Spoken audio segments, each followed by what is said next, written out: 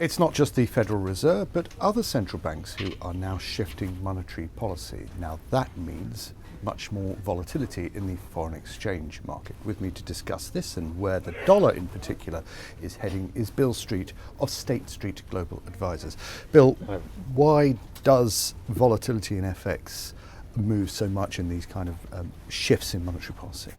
Yeah, I think we've coming out of a period post-financial crisis where there's been a lot of coordination of central bank activity, and this has dampened a lot of volatility in a lot of asset classes.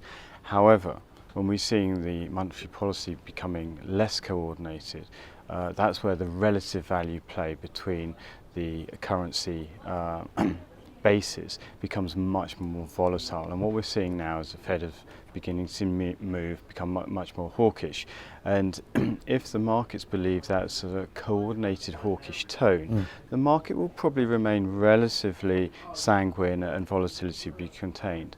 But when you have a disparity of that sort of monetary policy or monetary expectation, that's when volatility will really pick up. So to hedge currencies or not to hedge currencies, give us an idea through your charts over what those kind of strategies would have done to your returns. Yeah, so the first chart we have here is the chart of the MSCI World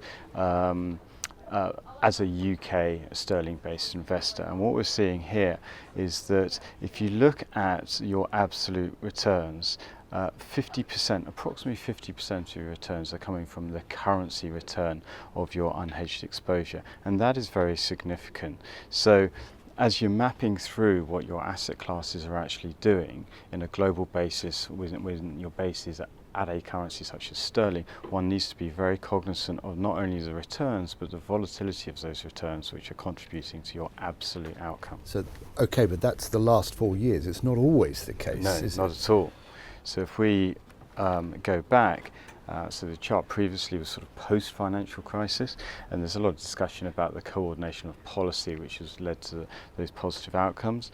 But pre-financial crisis, you can see that the 10 years previous to that, very much currency has been a detractor from those absolute returns and has been dragging down to a negative point some of those cumulative returns. So currency risk in the portfolio, is that getting more and more acute for investors? Yeah, if we look at a basket of volatility across the asset classes, we do a lot of work on looking at sort of bond volatility, equity volatility, and looking at things like the VIX and the MOVE indexes.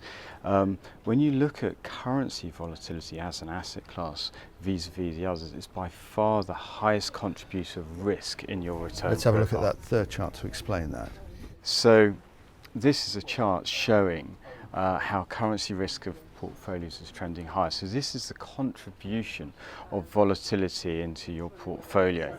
Now this is going back over 17 years, and we can see that broadly speaking over that period your contribution of volatility has gone from a baseline of say 25% up to heading towards 50% of the volatility of your portfolio is currency volatility, and that's really important. Now part of that is symptomatic of the fact that other asset classes have got extremely low periods of volatility at the moment, apart from currency, so it's dominating the volatility in your portfolios. So this higher currency volatility is a difficult one to try and assess what happens to the dollar. What's State Street's view?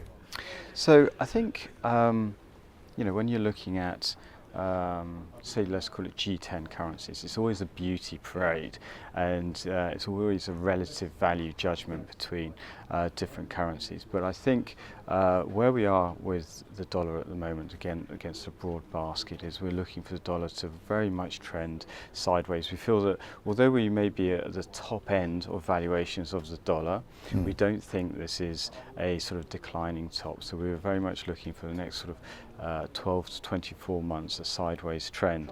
Now there are going to be disparities in that, where you've got something like cable, sterling, dollar, very undervalued at the moment against the dollar, so you may have some whipsawing, but broadly speaking against the basket we're seeing a sideways move on the dollar. Okay, Bill Street, thank you very much indeed. No problem, thank you.